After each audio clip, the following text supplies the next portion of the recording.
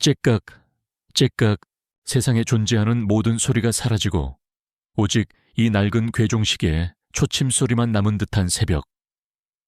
나는 언제나처럼 정확히 오전 6시에 눈을 떴다.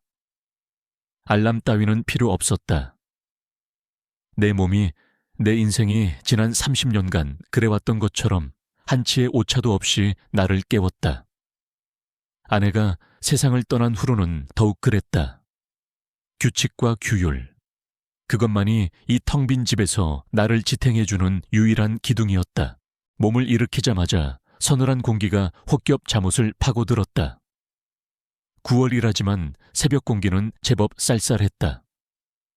나는 익숙하게 옷장으로 다가가 두툼한 가디건을 걸쳤다.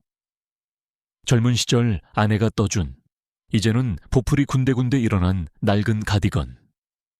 아내의 옹기는 사라진 지 오래지만 이 옷의 무게만큼은 여전히 나를 감싸주었다. 부엌으로 향하는 발걸음은 소리가 나지 않았다. 이 집의 주인이 나 혼자라는 사실을 새삼 깨닫게 하는 고요함이었다. 식탁 위에는 어젯밤 내가 먹다 남긴 찬밥과 김치 종지가 덩그러니 놓여 있었다. 혼자 산다는 것은 그런 것이다. 어제의 나와 오늘의 내가 같은 식탁을 공유하는 것. 나는 가스레인지에 주전자를 올리고 불을 켰다. 끓는 물에 녹차 티백 하나를 던져놓고 밍밍하게 우러나오기를 기다리는 동안 창밖을 내다보았다. 내가 사는 이 4층짜리 은혜 빌라는 아내와 내가 평생을 바쳐 일군 재산이자 이제는 내 삶의 전부가 되어버린 공간이다. 한때는 아이들의 웃음소리와 이웃들의 정겨운 인사로 북적이던 곳이었지만 이제는 대부분의 세입자가 바뀌고 나와 같은 늙은이들 혹은 잠만 자고 나가는 젊은이들만 남았다. 그리고 그 젊은이들 중 가장 내 신경을 긁는 존재가 바로 저 옥탑방에 살고 있었다. 아니나 다를까 흐릿한 새벽 여명 속에서 익숙한 인형이 옥탑방 계단을 내려오고 있었다. 김민준, 27이라던가 축 처진 어깨, 흐리멍덩한 눈빛, 아무렇게나 구겨시는 운동화. 저 녀석을 보고 있노라면 내 속에서는 정체를 알 수 없는 화가 치밀어 올랐다. 요즘 것들은 다 저 모양인가. 패기도 목표도 없이 하루하루를 그저 흘려보내는 듯한 무기력한 모습. 녀석은 빌라 앞 골목길로 접어들더니 잠시 비틀거렸다. 어젯밤에도 술을 퍼마신 게 틀림없다. 나는 혀를 찼다. 젊은 나이에 저렇게 몸을 함부로 굴리다니. 그러니 허구한 날 아르바이트나 전전하며 월세도 제때 못 내는 신세가 되는 것이다. 월세. 그 단어를 떠올리자 머리가 지끈거렸다. 나는 찬장을 열어 작은 회계 노트를 꺼냈다. 돋보기를 코끝에 걸치고 한 장 한 장 넘겼다. 101호 박씨, 입금 완료. 이베이치호 초해씨, 입금 완료. 모든 것이 내 계획대로, 내 규칙대로 돌아가고 있었다. 그러다 마지막 장에서 내 손가락이 멈췄다. 옥탑방 김민준. 그 이름 옆에는 2달치의 빈칸이 붉은 펜으로 그어져 있었다. 벌써 2달째였다. 첫 달에는 사정이 있다며 일주일만 기다려달라고 문자를 보내왔다. 젊은 사람이 오죽하면 그럴까 싶어 기다려주었다. 하지만 그 일주일이 2주일이 되고 한 달이 되었다. 그리고 이제는 2번째 달마저 훌쩍 넘어가고 있었다. 뻔뻔하게도 이제는 연락조차 없었다. 한심한 놈. 나는 나지기 욕설을 뱉으며 노트를 덮었다. 저런 무책임한 청년 하나 때문에 내 완벽한 규칙이 깨지고 있었다. 월세가 단지 돈의 문제가 아니었다. 그것은 약속이고 책임감의 증거였다. 저 녀석은 그 모든 것을 비웃고 있는 셈이다. 당장이라도 쫓아내야 마땅했다. 이 은혜 빌라는 저런 불성실한 자들이 거저 머물다 가는 곳이 아니었다. 주전자에서 김이 피어올랐다. 나는 밍밍한 녹차를 따라 식탁에 앉았다. 찬밥을 물에 말아 꾸역꾸역 목구멍으로 넘겼다. 입안에서 모래알이 굴러다니는 것 같았다.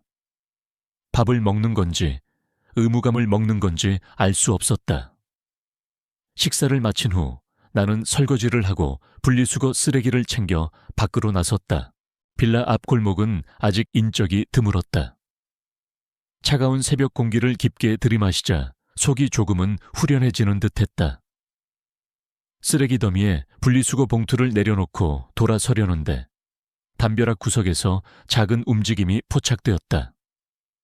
앙상하게 마른 길고양이 한 마리가 잔뜩 경계하는 눈빛으로 나를 쳐다보고 있었다.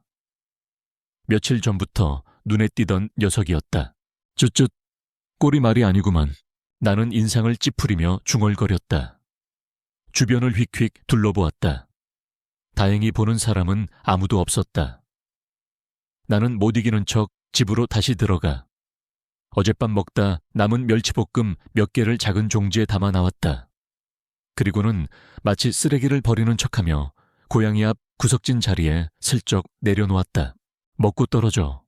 다신 얼쩡거리지 말고. 무심한 척 툭 내뱉고는 서둘러 집으로 들어왔다. 현관문을 닫고 창문 틈으로 몰래 밖을 엿보았다. 고양이는 잠시 망설이더니 이내 조심스럽게 다가와 허겁지겁 멸치를 먹기 시작했다. 그 모습을 보니 나도 모르게 입가에 희미한 미소가 번졌다. 물론 그 미소는 곧 사라졌다. 쓸데없는 짓이야. 정을 주면 더 귀찮아질 뿐이다. 나는 스스로를 다그치며 커튼을 쳐버렸다. 다시 거실의 정막 속으로 돌아왔다. 괴종시계 소리가 유난히 크게 들렸다. 소파에 앉아 신문을 집어들었지만 글자들이 눈에 들어오지 않았다. 머릿속은 온통 옥탑방의 그 녀석과 밀린 월세 생각뿐이었다. 저 녀석의 그늘진 얼굴, 비틀거리던 걸음걸이가 자꾸만 눈앞에 어른거렸다. 혹시 무슨 큰일이라도 있는 건가? 잠깐 그런 생각이 스쳤다. 하지만 나는 곧 고개를 저었다. 요즘 젊은 것들의 핑계는 끝도 없다. 동정은 사치다. 이 사회는 정글이고 약한 자는 도태되는 것이 순리다. 나 역시 그렇게 평생을 버텨왔다. 그때 현관문 우편함에 무언가 툭 떨어지는 소리가 들렸다. 우편 배달부가 다녀간 모양이다. 나는 자리에서 일어나 우편물을 챙겨 들어왔다. 각종 공과금 고지서와 광고지들. 늘 똑같은 것들이었다. 그런데 그 사이에 낯선 봉투 하나가 끼어 있었다. 두툼하고 빳빳한 종이, 그리고 정중한 궁서체로 인쇄된 발신인. 미래자산개발, 대표이사 최광식, 미래자산개발. 들어본 적 없는 이름이었다. 나는 미간을 찌푸리며 봉투를 뜯었다. 안에는 정중하지만 차가운 어조로 쓰인 장문의 편지가 들어있었다. 내용은 간단했다. 내가 소유한 이 은혜 빌라 부지에 자신들이 큰 관심을 가지고 있으며 주변 시세보다 훨씬 후한 가격에 매입할 의사가 있다는 것이었다. 편지는 이 지역이 곧 대규모 재개발 구역으로 지정될 가능성이 높으며 지금이 매각의 최적기라고 강조하고 있었다. 사기꾼 놈들. 나는 편지를 구겨 쓰레기통에 던져버리려다. 순간 멈칫했다. 그들이 제시한 가격. 그것은 내 상상을 훨씬 뛰어넘는 액수였다. 이 낡은 건물을 팔고 그 돈을 받는다면 나는 더 이상 세입자들의 월세에 연연하고 낡은 배관 수리 비용에 골머리를 앓을 필요가 없어진다. 조용하고 안락한 노후. 어쩌면 모든 것을 잊고 편안하게 살 수 있을지도 모른다. 나는 구겨졌던 편지를 다시 펴서 찬찬히 읽어보았다. 최적의 기회, 파격적인 조건 같은 달콤한 단어들이 눈에 들어왔다. 하지만 동시에 아내의 얼굴이 떠올랐다. 이 집의 벽돌 하나하나에, 창문 하나하나에 아내와의 추억이 깃들어 있었다. 우리가 처음 이 집을 샀을 때 아이들이 이 계단에서 뛰어놀던 모습, 옥상 평상에 누워 함께 별을 보던 밤들, 말도 안 되는 소리. 나는 편지를 서랍 깊숙한 곳에 처박아 넣었다. 마치 위험한 생각을 봉인하려는 듯이. 하지만 이미 내 마음속에는 작은 돌멩이 하나가 던져진 뒤였다. 평온하던 내 일상의 호수에 작은 파문이 일기 시작했다. 창밖은 어느새 완전히 밝아져 있었다. 출근하는 사람들의 발걸음 소리, 자동차 소리가 희미하게 들려왔다. 세상은 바쁘게 돌아가고 있었지만 내 시간은 여전히 이 고요한 집 안에 멈춰 있었다. 괴종시계는 변함없이 째깍거리고 있었다. 하지만 오늘따라 그 소리가 마치 내게 무언가를 재촉하는 것처럼 들려왔다. 밀린 월세, 무기력한 청년, 길고양이, 그리고 낯선 개발업자의 제안. 이 모든 것이 뒤섞여 내 머릿속을 어지럽혔다. 나는 조용히 눈을 감았다. 폭풍이 오기 전에 고요함이란 바로 이런 것일까? 어쨌든 결정을 내려야 했다. 우선 저 옥탑방의 무법자부터 처리해야 한다. 그것이 순서였다. 내일은 반드시 그 녀석을 만나 단판을 지어야겠다고 나는 굳게 다짐했다. 어제 서랍 속에 처박아둔 그 편지는 보이지 않는 유령처럼 온 집안을 떠돌아다녔다. 나는 애써 그것을 무시하려 했다. 신문을 읽고 텔레비전 뉴스를 보고 심지어 먼지 하나 없는 마룻바닥을 굳이 한 번 더 닦아내며 마음을 다른 곳으로 돌리려 애썼다. 하지만 소용없었다. 파격적인 조건이라는 단어가 끈질기게 내 뇌리를 파고들었고 그때마다 아내의 희미한 미소가 겹쳐지며 심장을 무겁게 짓눌렀다. 이 집은 단순한 건물이 아니었다. 젊은 시절 나와 아내가 밤낮으로 일하며 푼돈을 모아 마련한 첫 보금자리였다. 처음엔 2층짜리 작은 주택이었지만 우리는 옥상에 방을 하나 더 올리고 옆 건물을 사서 증축하며 지금의 은혜 빌라를 완성했다. 벽돌 한 장, 타일 한 조각에 우리의 땀과 시간이 배어있지 않은 곳이 없었다. 아내는 특히 옥상을 좋아했다. 여름밤이면 돗자리를 펴고 누워 별을 보자고 나를 졸랐고 작은 화분들을 가져다 놓고는 상추와 고추를 키우며 소박한 기쁨을 누렸다. 그 옥탑방은 아내의 작은 정원이 있던 자리였다. 그런 곳을 생면부지의 사내가 돈 몇 푼으로 가치를 매기고 있었다. 생각할수록 모욕감에 피가 거꾸로 솟는 기분이었다. 나는 결심했다. 다시 연락이 오면 단칼에 거절하리라. 이 집은 내 목숨과도 같다라고. 오후 2시쯤이었을까. 현관 초인종이 울렸다. 텔레비전 수신료를 받으러 온 사람인가 싶어 무심코 인터폰을 받았다. 화면에 나타난 것은 낯선 사내의 얼굴이었다. 번들거리는 포마드를 발라 넘긴 머리, 값비싸 보이는 검은색 정장. 어딘가 익숙한 얼굴이었다. 누구요? 내 경계심 가득한 물음에 사내는 화면 너머로 정중하게 고개를 숙였다. 어제 서신 드렸던 미래자산개발의 최광식이라고 합니다. 박성철 선생님. 잠시 찾아뵙고 인사드려도 괜찮겠습니까? 최광식. 편지에 적혀 있던 바로 그 이름이었다. 나는 순간 할 말을 잃었다. 이렇게 직접 그리고 빨리 찾아올 줄은 몰랐다.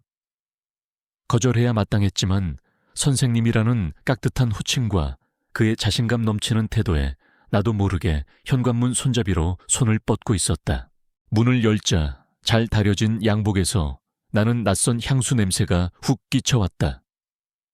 초의 사장은 환하게 웃으며 명함을 내밀었다. 금박으로 번쩍이는 명함이 이 낡은 빌라의 복도와는 전혀 어울리지 않았다. 직접 찾아뵈어야 예의일 것 같아서요. 잠시 시간 괜찮으시겠습니까? 나는 마지못해 고개를 끄덕이며 그를 집 안으로 들였다. 그는 능숙하게 신발을 벗고 거실로 들어서며 가볍게 주변을 훑어보았다. 그의 눈길이 낡은 소파와 자개장, 그리고 빛바랜 가족사진에 차례로 머물렀다. 야, 집이 참 정겹습니다. 요즘 보기 드문 분위기네요.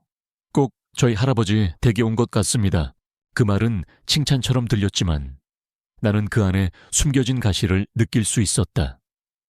낡았다, 구식이다 라는 뜻을 교묘하게 포장한 말이었다. 나는 일부러 퉁명스럽게 대꾸했다. 볼품없는 늙은이 집이요. 드릴 건 인스턴트 커피밖에 없는데 괜찮겠소? 아, 그럼요. 저는 뭐든 좋습니다. 최 사장은 전혀 개의치 않는다는 듯 소파에 깊숙이 몸을 묻었다. 나는 부엌으로 가 종이컵에 커피 믹스를 탔다. 일부러 가장 값싼 손님 대접용으로는 절대 내놓지 않는 것을 골랐다. 이건 나의 소심한 반항이었다. 그가 커피를 한 모금 마시는 동안 어색한 침묵이 흘렀다. 먼저 입을 연 것은 최 사장이었다. 서신은 잘 받아보셨는지요? 저희가 박 선생님의 이 빌라에 얼마나 큰 기대를 걸고 있는지 그 마음이 좀 전달되었으면 합니다. 기대라니. 이런 낡아빠진 건물에 무슨 기대를 한다는 거요? 에이, 말씀이 지나치십니다. 최 사장은 손을 내저으며 웃었다. 선생님 눈에는 그저 낡은 건물로 보이실지 모르지만 저희 같은 전문가 눈에는 다릅니다. 위치, 대지 면적, 향후 개발 가능성. 이건 그야말로 황금알을 낳는 거위입니다. 다만 지금은 털이 좀 빠지고 병든 거위처럼 보일 뿐이죠. 병든 거위. 그 비유가 내 심장을 찔렀다. 아내와 나의 역사가 담긴 이 집이 고작 병든 거위라니. 나는 주먹을 꽉 쥐었다. 본론만 하시오. 팔 생각 없소. 내 단호한 말에 최 사장의 눈이 가늘어졌다. 하지만 그는 여전히 미소를 잃지 않았다. 물론 선생님의 마음은 충분히 이해합니다. 추억이 깃든 곳이니 어찌 쉽게 결정하시겠습니까? 하지만 선생님, 세상은 변합니다. 이 동네도 곧 변할 겁니다. 저 건너편에 들어서는 새 아파트 단지. 보이시죠? 저곳이 시작입니다. 머지않아 이 일대는 전부 고층 빌딩으로 채워질 겁니다. 그때가 되면 이 빌라는 솔직히 말씀드려서 주변의 흉물로 전락하게 될 겁니다. 자산 가치는 지금보다 훨씬 떨어지겠죠. 그의 말은 논리적이었고 그래서 더 아팠다. 나는 창밖을 보았다. 그의 말대로 멀리 햇빛을 받아 차갑게 반짝이는 새 아파트의 유리창들이 보였다.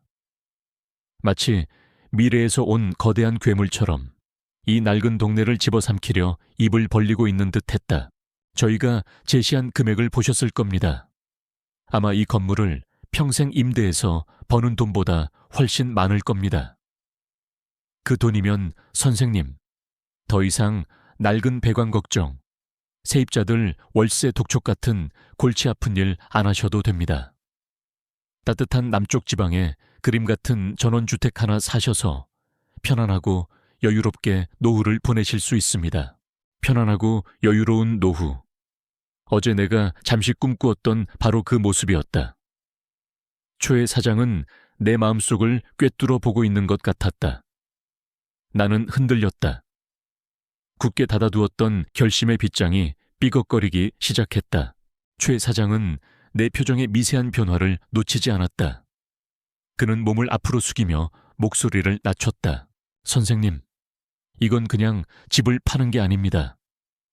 현명한 자산 관리입니다. 낡고 비효율적인 자산을 처분하고 미래 가치가 확실한 현금으로 바꾸는 거죠. 자식들에게 낡은 건물을 물려주는 것보다 두둑한 현금을 물려주는 게 훨씬 현명한 선택 아니겠습니까? 그는 내 자식들까지 들먹였다. 아들 녀석은 미국에 가 재살기 바빴고 딸 수진이는 병원 일로 정신이 없었다. 그들에게 이 낡은 빌라는 어쩌면 정말로 귀찮은 짐일지도 모른다. 최 사장의 말은 차가운 현실이었고 나는 반박할 말을 찾지 못했다. 생각할 시간을 좀 주시오. 결국 내 입에서 나온 말은 그것이었다. 단호한 거절이 아닌 유예였다. 최 사장의 입가에 만족스러운 미소가 번졌다. 그는 자리에서 일어나며 말했다. 물론입니다. 충분히 생각해 보십시오. 하지만 너무 오래는 곤란합니다. 기회는 기다려주지 않으니까요. 그는 자신의 명함을 다시 한번 테이블 위에 내려놓고는 정중하게 인사를 하고 떠났다.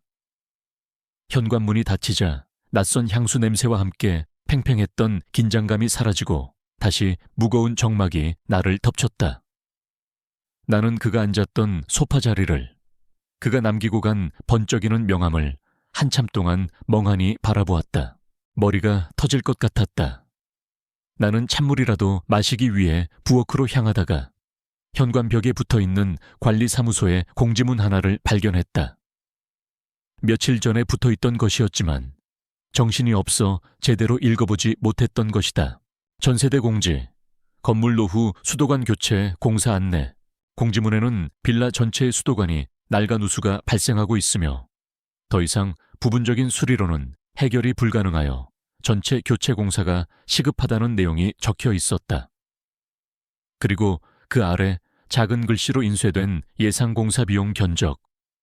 내 눈이 의심스러울 정도로 거대한 액수였다. 지난 몇 년간 임대료를 모아 수리비로 충당해 온 내 저축액을 아득히 뛰어넘는 금액이었다. 하여 헛웃음이 터져 나왔다.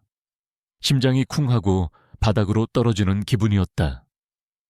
최 사장이 말한 병든 거위라는 말이 이렇게 현실적으로 다가올 줄이야. 나는 공지문을 쥔 채 그 자리에 주저앉을 뻔했다. 이제 선택의 여지가 별로 없었다. 건물을 팔거나 혹은 감당할 수 없는 빚을 지거나 바로 그 순간이었다. 주머니 속에서 휴대폰이 짧게 진동했다. 반사적으로 꺼내 확인한 화면에는 내가 가장 보고 싶지 않았던 이름이 떠 있었다. 김민준. 사장님, 정말 죄송합니다.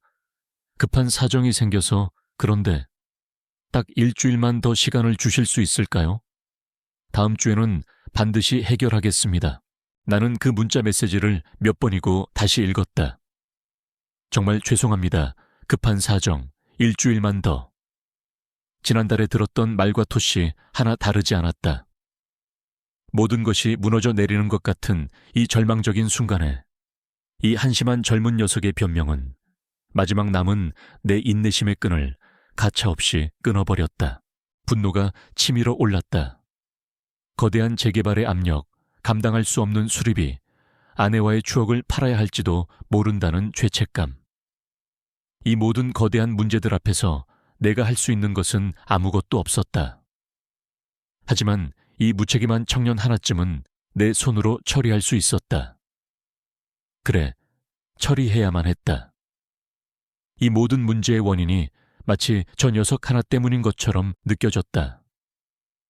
저 녀석만 없었다면 이 낡은 집에 대한 미련도 조금은 덜했을지 모른다는 비뚤어진 생각마저 들었다. 나는 자리에서 벌떡 일어났다. 더 이상 망설일 필요가 없었다. 방으로 들어가 책상 서랍을 열고 깨끗한 A4 용지와 가장 좋은 만년필을 꺼냈다. 이것은 감정적인 행동이 아니다. 합법적이고 정당한 권리 행사다. 나는 스스로에게 그렇게 되뇌었다. 나는 심호흡을 한번 하고 펜을 꾹 눌러쓰기 시작했다. 계약 해지 통보서, 수신인 김민준 발신인, 박성철 위 당사자 간의 부동산 임대차 계약에 관하여 임차인의 임대료 2개월 이상 연체를 사유로 본 계약을 해지함을 통보합니다. 본 통보서 수령 후 2주일 이내에 거주지를 명도하여 주시기 바랍니다. 한 글자 한 글자 써 내려가는 내 손이 미세하게 떨리고 있었다. 하지만 나는 애써 그 떨림을 무시했다. 이것은 나의 생존을 위한 싸움이다. 더 이상 감상에 젖어 있을 여유가 없었다. 통보서 작성을 마친 나는 그것을 깔끔하게 봉투에 넣었다. 이제 남은 것은 이걸 그 녀석의 얼굴에 던져주는 것뿐이었다.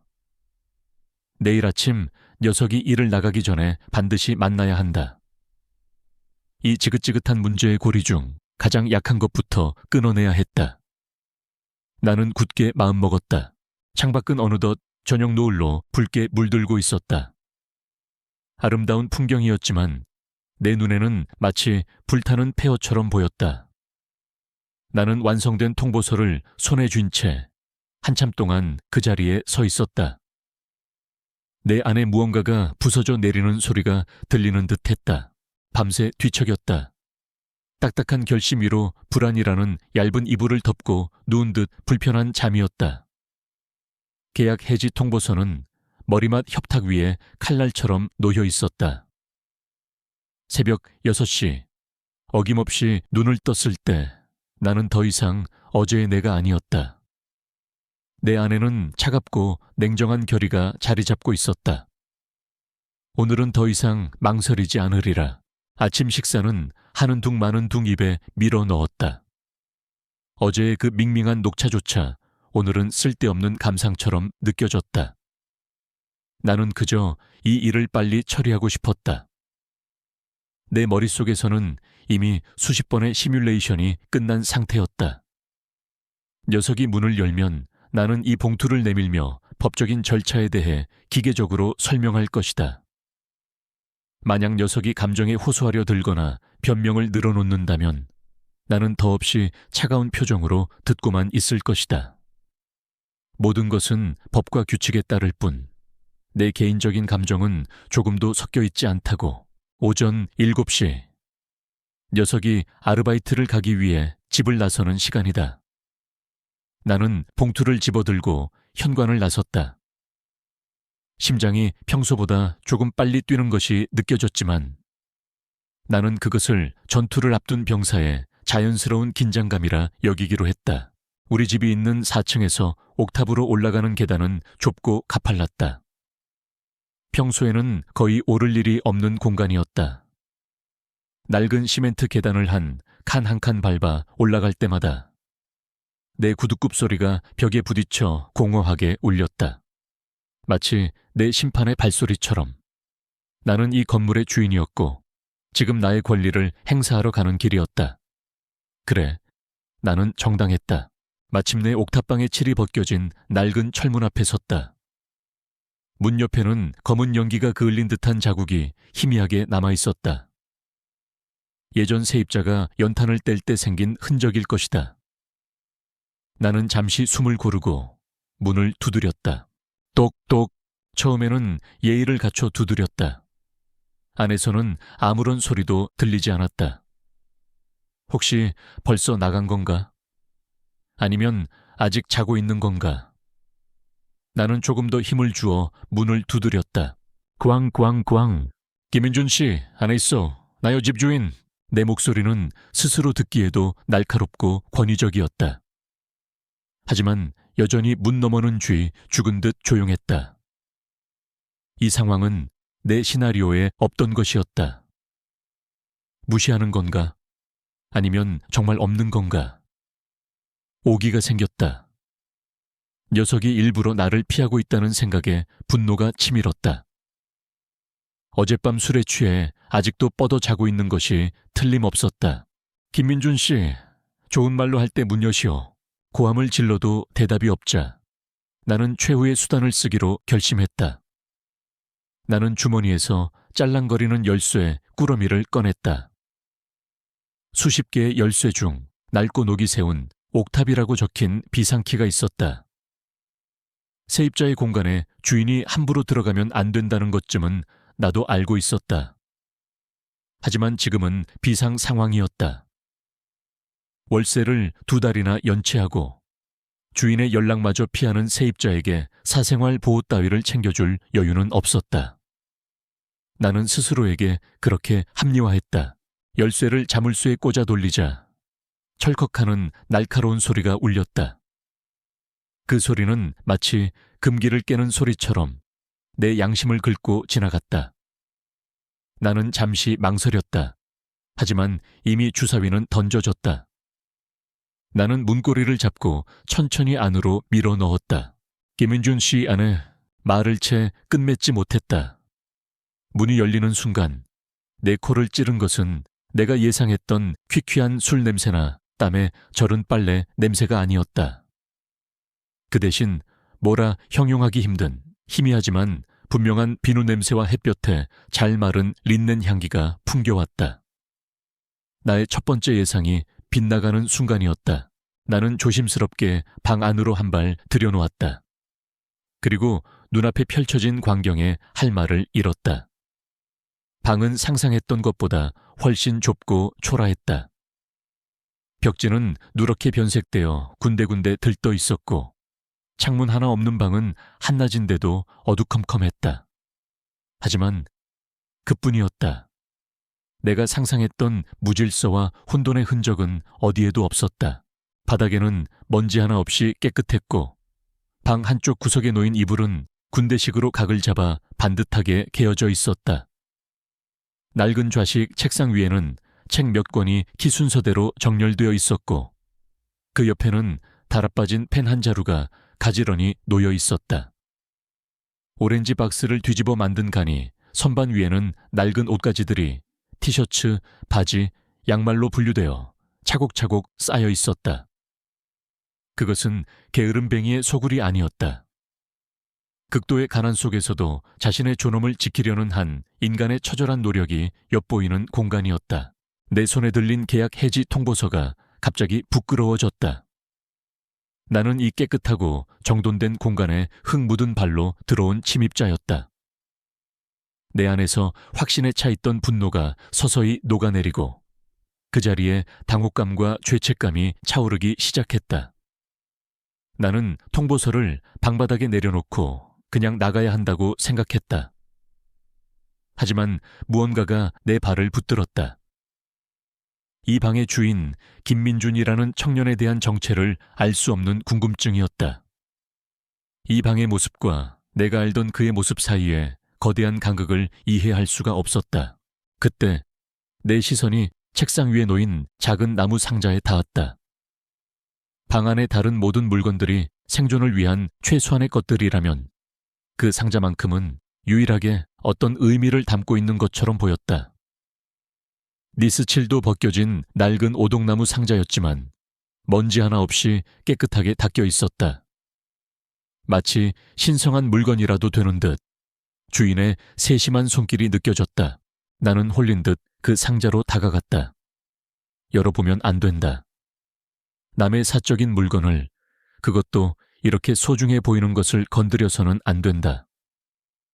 이성이 경고했지만 내 손은 이미 상자 뚜껑을 향해 뻗어가고 있었다.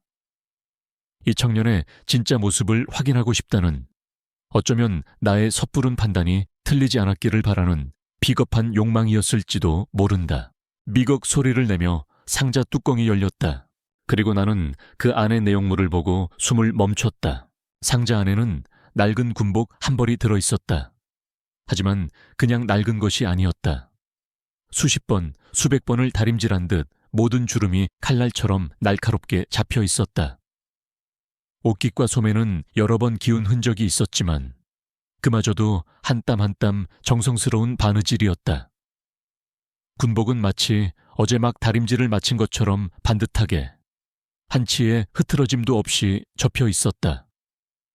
그리고 그 옆에는 작고 낡았지만 어두운 방 안에서도 조용히 자신의 존재감을 드러내는 훈장 하나가 놓여 있었다. 나는 나도 모르게 마른 침을 삼켰다. 3년간의 군 복무 시절 귀에 못이 박히도록 들었던 그 이름. 모든 군인의 명예이자 살아있는 전설에게만 주어진다는 그 훈장. 화랑무공훈장. 머릿속이 하얗게 비는 것 같았다. 나는 떨리는 손으로 훈장을 집어들었다. 차갑고 묵직한 금속의 감촉이 손바닥을 통해 심장까지 전해지는 듯했다. 이것은 장난감이 아니었다. 실제였다. 전투에서 혁혁한 공을 세운 용색에 수여되는 대한민국 군인으로서 받을 수 있는 최고의 연계 중 하나였다. 나는 무릎이라도 꿇을 듯한 충격 속에서 김민준의 얼굴을 떠올렸다. 축 처진 어깨, 흐리멍덩한 눈빛, 비틀거리던 걸음걸이. 내가 경멸하고 한심하게 여겼던 그 모습들이 이 훈장과 낡은 군복 앞에서 산산조각 나기 시작했다. 그 흐리멍덩한 눈빛은 어쩌면 매일 밤 악몽에 시달린 자의 것이었을지도 모른다. 그 비틀거리던 걸음은 술에 취한 것이 아니라 전장에서 얻은 영광의 상처 때문이었을지도 모른다. 월세를 내지 못한 것이 아니라 그 돈을 자신보다 더 중요한 곳에 보내야만 했던 피치 못할 사정이 있었을지도 모른다. 수많은 어쩌면들이 내 머릿속을 폭격했다. 내가 그동안 얼마나 편협하고 오만한 시선으로 한 젊은이의 삶을 재단해 왔는가. 나는 그의 겉모습만 보고 그의 모든 것을 판단했다. 그의 고통을 게으름으로, 그의 침묵을 무책임함으로, 그의 가난을 나태함으로 치부해버렸다. 아, 나직한 신음이 터져 나왔다. 손에 들고 있던 계약 해지 통보서가 눈에 들어왔다. 하얗고 깨끗했던 종이는 어느새 내 땀과 죄책감으로 축축하게 젖어 구겨져 있었다. 그것은 더 이상 정당한 권리를 주장하는 서류가 아니었다. 한 인간의 존엄을 짓밟으려 했던 나의 오만함의 증거, 추악한 낙인처럼 보였다. 나는 서둘러 훈장을 제자리에 놓고 상자 뚜껑을 덮었다. 마치 내가 저지른 죄를 감추려는 듯이. 그리고 구겨진 통보서를 주머니에 쑤셔 넣었다. 더 이상 이 신성한 공간에 머물 자격이 없었다. 나는 도둑처럼 살금살금 뒷걸음질쳐 방을 빠져나왔다. 문을 닫고 내가 열었던 자물쇠를 다시 조심스럽게 잠갔다. 철컥하는 소리가 이번에는 나를 단죄하는 소리처럼 들렸다. 가파른 계단을 어떻게 내려왔는지 기억나지 않는다. 다리가 후들거려 몇 번이나 주저앉을 뻔했다. 마침내 4층 내 집에 돌아왔을 때 나는 온몸의 기운이 다 빠져나간 사람처럼 소파에 주저앉았다. 세상은 그대로였다. 창밖에서는 여전히 자동차 소리가 들리고 괴종시계는 째깍거리며 시간을 알리고 있었다. 하지만 내게는 모든 것이 다르게 보였다. 회색빛 아침 하늘이 나를 꾸짖는 것 같았고 규칙적으로 울리는 시계 소리는 내 어리석음을 조롱하는 것처럼 들렸다. 나는 주머니에서 구깃구깃한 통보서를 꺼내 테이블 위에 던졌다. 그것은 이제 한낱 쓰레기 조각에 불과했다. 나는 무엇을 하려 했던가? 나는 누구를 심판하려 했던가? 깊은 수치심이 파도처럼 밀려왔다. 한 사람의 인생에는 내가 감히 상상할 수도 없는 무게와 역사가 담겨 있을 수 있다는 단순한 진리를 나는 이 나이가 되도록 깨닫지 못하고 있었다. 나는 한참 동안 그렇게 앉아 있었다. 분노도 결의도 모두 사라진 텅 빈 마음속에서 이제껏 느껴보지 못했던 종류의 혼란과 함께 아주 작은 질문 하나가 싹트기 시작했다. 저 청년에게 대체 무슨 일이 있었던 걸까? 그날 오후 내내 나는 망령처럼 집 안을 배회했다. 소파에 앉아 있다가 부엌을 서성이다가 창밖을 멍하니 내다보기를 반복했다. 괴종시계의 째깍거리는 소리는 마치 내 심장을 질책하는 망치 소리처럼 들렸다. 테이블 위에 놓인 구겨진 통보서는 나의 죄상을 고발하는 증거물이었다. 나는 차마 그것을 쓰레기통에 버리지도 그렇다고 펴서 다시 읽어볼 용기도 내지 못했다. 옥탑방에서 보았던 모든 것들이 눈앞에서 사라지지 않았다. 칼날처럼 각 잡혀 개어진 군복, 그 위에 조용히 빛나던 훈장, 그리고 그 모든 것을 감싸고 있던 가난하지만 결코 남루하지 않았던 방의 공기. 내가 그동안 한심한 놈이라 단정했던 청년의 세상은 내가 상상조차 할 수 없는 무게를 지니고 있었다. 죄책감은 끈적한 타르처럼 온몸에 달라붙어 나를 무기력하게 만들었다. 무엇이라도 해야 했다. 하다못해 사과라도 해야 했다. 하지만 평생을 권위와 원칙이라는 갑옷을 입고 살아온 이 늙은이에게 미안하다는 말은 목구멍에 걸린 가시처럼 차마 튀어나오지 않았다. 어떻게, 무슨 말을 해야 한단 말인가? 내가 자네 방에 몰래 들어가 봤는데 사실은 내가 오해했네. 이보다 더 뻔뻔하고 몰상식한 사과가 세상에 어디 있겠는가? 나는 고개를 저었다. 직접적인 사과는 불가능했다. 그렇다면 다른 방법을 찾아야 했다. 속죄의 방법. 내가 저지른 무례와 오만에 대한 최소한의 예의를 표할 방법. 저녁 시간이 다가오고 있었다. 나는 냉장고를 열었다. 텅 빈 냉장고 안에는 먹다 남은 김치와 밑반찬 몇 가지가 전부였다. 평소 같았으면 대충 물에 밥을 말아 한 끼를 때웠을 것이다. 하지만 오늘은 그럴 수 없었다. 내 안에서 무언가가 아주 오래전에 잊혔던 어떤 감정이 꿈틀거리고 있었다. 누군가를 위해 음식을 만들고 싶다는 생각. 나는 지갑을 챙겨 들고 밖으로 나섰다. 아내가 살아있을 때 함께 장을 보러 다니던 동네 시장이었다. 그녀가 떠난 후로는 거의 발길을 끊었던 곳이다. 시끄러운 호객 소리, 비릿한 생선 냄새, 갓 튀겨낸 튀김의 고소한 기름 냄새. 모든 것이 낯설면서도 아련한 향수를 불러일으켰다. 나는 정육점 앞에 서서 한참을 망설였다. 그리고는 가장 두툼하고 질 좋아 보이는 돼지고기 목살 한 근을 샀다. 두부 가게에 들러 따끈한 손두부 한 모를 사고 채소 가게에서는 싱싱한 대파와 양파를 골랐다. 양손 가득 검은 봉지를 들고 집으로 돌아오는 길. 나는 마치 중요한 임무를 받은 사람처럼 비장해졌다. 부엌에 들어서자마자 나는 팔을 걷어붙였다. 쌀을 씻어 밥을 안 치고 멸치와 다시마로 진하게 육수를 냈다. 김치냉장고 깊숙한 곳에서 작년에 담근 묵은지를 꺼냈다. 아내가 가르쳐준 방식 그대로였다. 묵은지를 송송 썰어 돼지고기와 함께 들기름에 달달 볶았다. 고소한 냄새가 집 안가득 퍼져나갔다. 이 집에서 이렇게 사람 사는 냄새가 진동했던 것이 얼마만인지 기억도 나지 않았다. 육수를 붓고 두부와 파를 넣어 한 소끔 끓여내자 먹음직스러운 김치찌개가 완성되었다.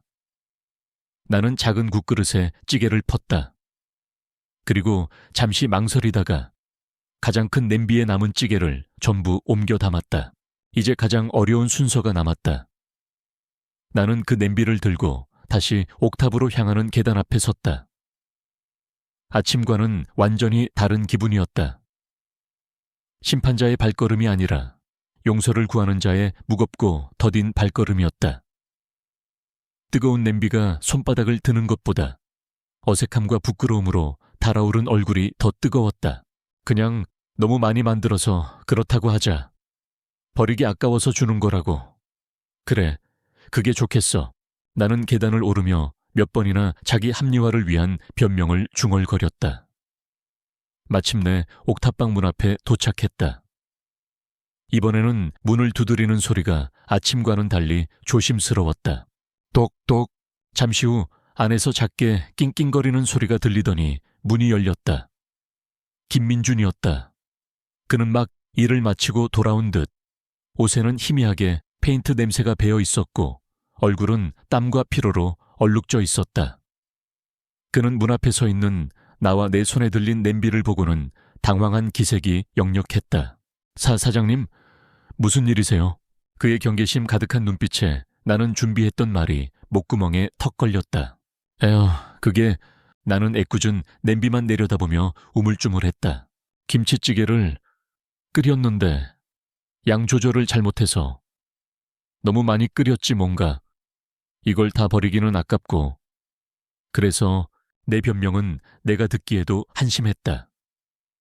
평생 혼자 밥해 먹은 늙은이가 양 조절을 실패했다는 게 말이 되는가. 김민주는 여전히 어리둥절한 표정으로 나를 바라봤다. 그는 잠시 망설이더니 정중하게 고개를 숙였다. 아닙니다, 사장님.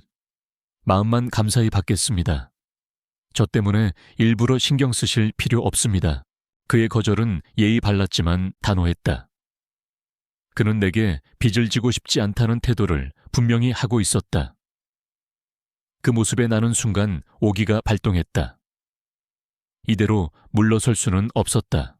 이 사람아, 젊은 사람이 밥은 제대로 챙겨 먹고 다녀야 할 거 아니야. 이건 내가 남아서 주는 거니까 그냥 받기나 해. 나도 모르게 언성이 높아졌다. 그것은 화가 아니라 나의 어색함을 감추기 위한 방어 기제였다. 나는 거의 방황제로 그의 손에 냄비를 떠넘겼다. 그는 뜨거운 냄비에 화들짝 놀라며 어쩔 수 없이 그것을 받아들었다. 제인, 다리는 괜찮은가? 나도 모르게 질문이 튀어나왔다. 김민준의 눈이 순간 크게 흔들렸다. 그는 자신의 다리를 한번 내려다보고는 애써 아무렇지 않은 척 대답했다. 네, 괜찮습니다. 그냥 좀 무리해서 그렇습니다. 그는 더 이상 대화를 이어가고 싶지 않다는 듯 짧게 대답하고는 다시 고개를 숙였다. 감사히 잘 먹겠습니다, 사장님. 그리고는 문이 닫혔다. 복도에 홀로 남겨진 나는 허탈한 기분이 들었다. 비록 찌개를 건네는 데는 성공했지만 나는 그에게서 아무것도 알아내지 못했다. 오히려 그에게 더 큰 혼란과 경계심만 안겨주었을 뿐이다. 그의 눈빛에 스쳤던 짧은 고통과 당혹감을 떠올리자 내 가슴은 다시 답답해졌다.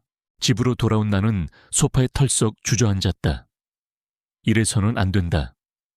나 혼자서는 진실에 다가갈 수 없다.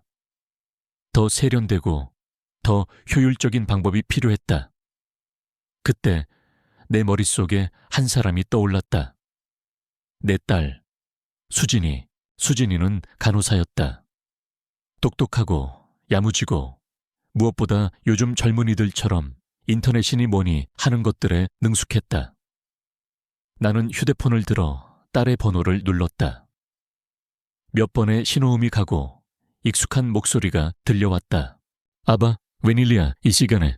아오, 수진이냐? 아빠다. 혹시 많이 바쁘냐? 아니, 방금 퇴근해서 쉬고 있어. 무슨 일 있어? 목소리가 왜 그래? 딸의 다정한 목소리에 나는 잠시 울컥하는 기분이 들었다.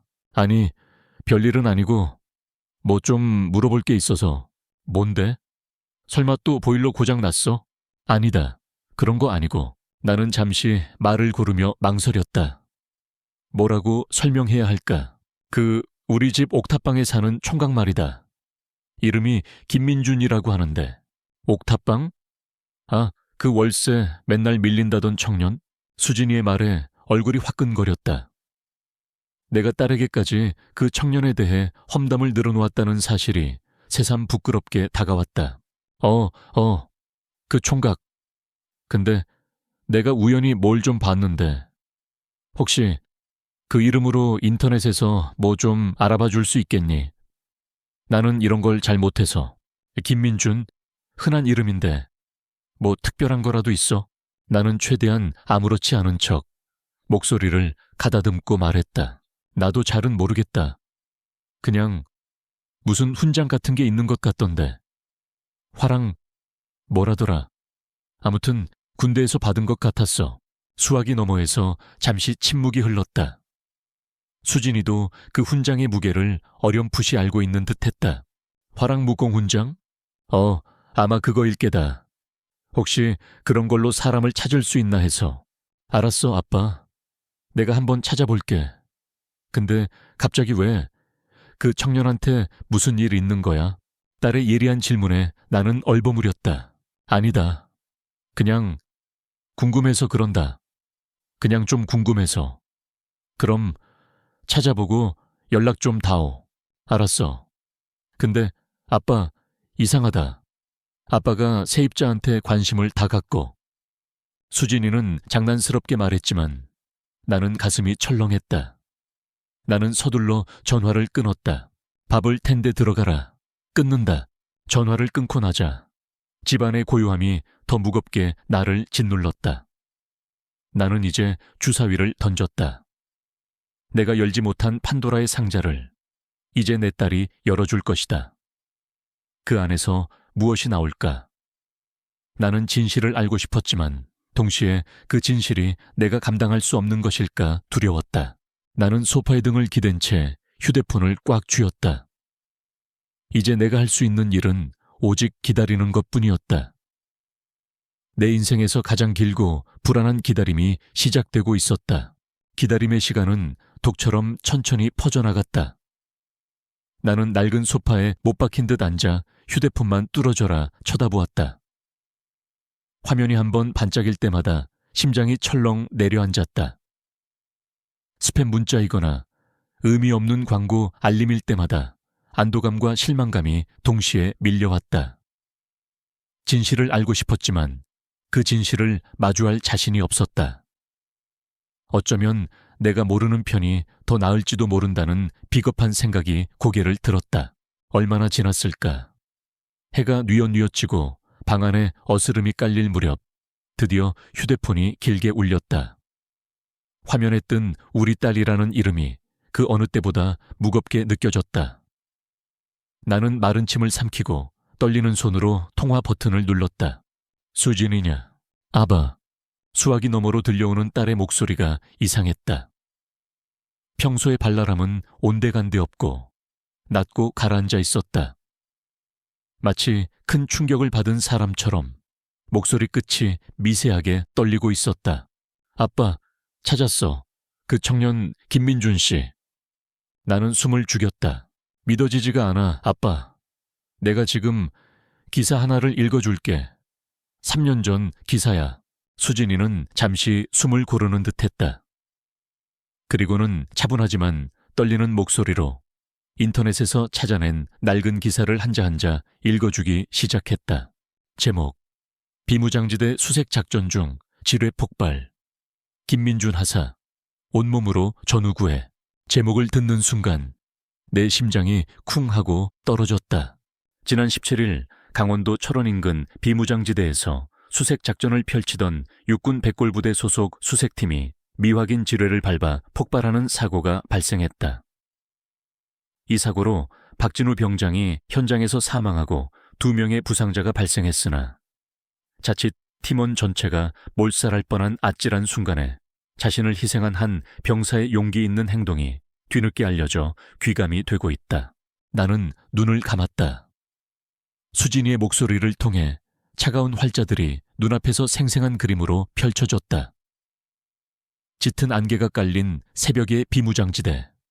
날카로운 경계심 속에서 발을 내딛는 젊은 군인들의 모습. 수색팀의 선두에 섰던 김민준 하사는 수풀 속에 교묘하게 위장되어 있던 인계철선을 발견한 직후 뒤따르던 팀원들에게 엎드려 라고 외치며 몸을 날렸다. 그는 폭발 직전 자신의 몸으로 가장 가까이 있던 2명의 팀원을 덮쳐 폭발의 충격과 파편을 막아냈으며 이 행동으로 팀원들은 목숨을 구할 수 있었다. 하지만 김 하사 자신은 이 과정에서 다리와 척추에 치명적인 중상을 입고 나도 모르게 터져나온 신음이었다. 다리. 내가 그저 술에 취해 비틀거리는 것이라 여겼던 그 걸음걸이. 그것은 술주정이 아니라 다른 사람의 생명을 구한 대가로 얻은 고통의 흔적이었다. 수진이는 잠시 말을 멈췄다. 내가 충격을 감당할 시간을 주는 것 같았다. 수화기 너머로 그녀가 작게 코를 훌쩍이는 소리가 들렸다. 기사는 계속돼. 김하사는 이 공로를 인정받아 화랑무공훈장을 수여받았지만 부상 후유증으로 인해 안타깝게도 조기 전역을 선택했다고. 그리고 조용히 사회로 복귀해서 그 어떤 인터뷰도 거절했대. 그래서 사람들에게 많이 알려지지 않은 거고. 화랑무공훈장. 내 손으로 직접 만져보았던 그 묵직한 훈장의 의미가 이제야 명확해졌다. 그것은 장식품이 아니었다. 그것은 죽음의 공포 앞에서 한 젊은이가 보여준 초인적인 용기의 증표였다. 내가 감히 그 가치를 의심하고 그 주인의 삶을 경멸했던 것이다. 근데 아빠, 이게 다가 아니야. 수진이의 목소리가 더욱 낮아졌다. 기사에는 나오지 않는 이야기가 있더라고. 군인들 커뮤니티 같은 곳에 그때 그 부대 출신이라는 사람이 쓴 글을 찾았어. 그때 사고로 죽었던 박진우 병장. 그 사람이랑 김민준 하사가 입대 동기이자 가장 친한 친구였대. 박진우 병장에게는 편찮으신 할머니랑 어린 동생들만 남겨져 있었는데 김민준 하사가 전역하면서 약속을 했다는 거야. 친구 목까지 자기가 책임지겠다고. 지금 그 청년이 아르바이트 여러 개 뛰면서 버는 돈 전부 그 친구 가족에게 보내고 있었던 거야. 자기는 월세도 못 내면서 수화기 너머의 세상이 아득해졌다. 나는 휴대폰을 쥔 채 소파에 맥없이 주저앉았다. 모든 조각이 맞춰졌다. 그의 지독한 가난, 그의 피곤에 절은 얼굴, 그의 말없는 침묵의 이유가. 그는 자기 자신을 위해 살고 있는 것이 아니었다. 죽은 친구와의 약속을, 그 무거운 십자가를 지고 홀로 걸어가고 있었던 것이다. 그런데 나는 그런 그에게 무슨 짓을 했는가? 나는 그의 방문을 강제로 열고 그의 신성한 공간을 더럽혔다. 그의 가난을 비웃고 그의 고통을 무시했다. 심지어 그를 이 집에서 내쫓으려 했다. 내 손으로 직접 쓴 계약 해지 통보서에 차가운 글자들이 눈앞에 아른거렸다. 나는 두 손에 얼굴을 묻었다. 깊은 곳에서부터 뜨거운 것이 치밀어 올랐다. 눈물인지 후회인지 아니면 나 자신에 대한 혐오인지 모를 감정이었다. 나는 한평생을 성실하고 정직하게 남에게 피해 주지 않고 살아왔다고 자부했다. 하지만 나는 지금 내 인생에서 가장 추악하고 부끄러운 민낯과 마주하고 있었다. 한 젊은 영웅의 희생과 비교하면 나의 삶은 얼마나 이기적이고 편협한 것이었는가. 어제 내가 건넸던 김치찌개 한 그릇이 얼마나 하찮고 위선적인 행동이었는지 깨달았다. 아빠, 괜찮아? 아빠. 딸의 다급한 목소리가 나를 현실로 끌어냈다. 나는 간신히 목소리를 쥐어짰다. 괜찮다. 알려줘서 고맙다, 딸아. 나중에 다시 통화하자. 나는 서둘러 전화를 끊었다. 더 이상 딸에게 내 초라한 모습을 보이고 싶지 않았다. 집안은 순식간에 거대한 무덤처럼 변해버렸다. 모든 가구가, 모든 물건이 나의 죄를 알고 있는 증인처럼 느껴졌다. 나는 무엇을 해야 하는가? 이제 와서 내가 할 수 있는 일이 무엇이란 말인가? 그 어떤 사과도, 그 어떤 보상도 이 거대한 죄책감을 씻어낼 수는 없을 것 같았다.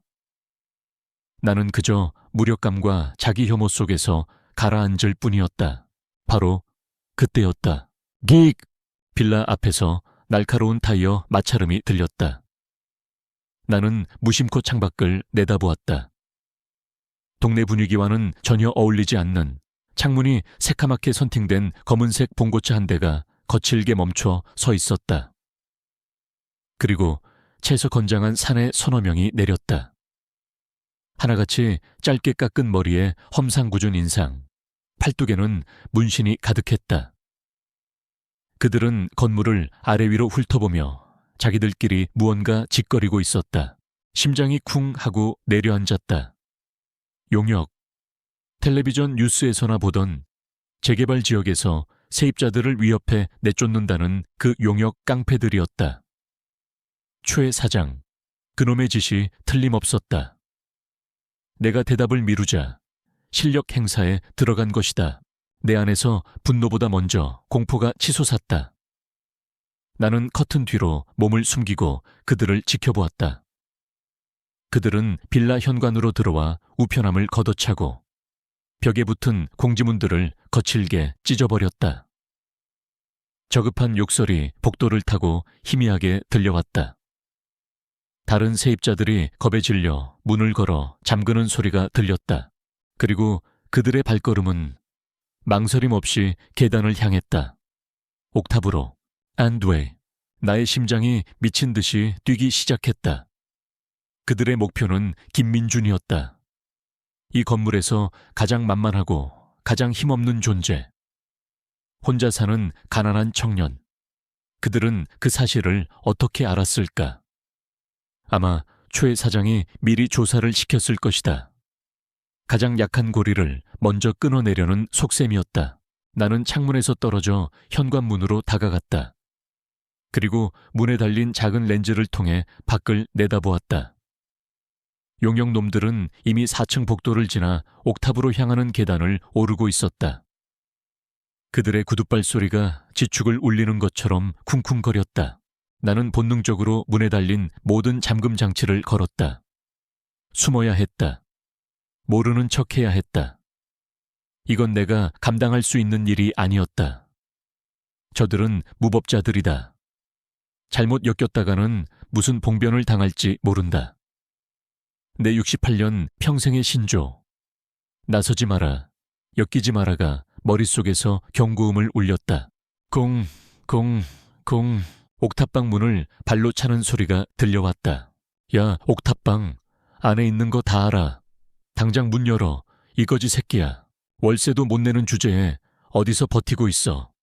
좋은 말 할 때 짐 빼라.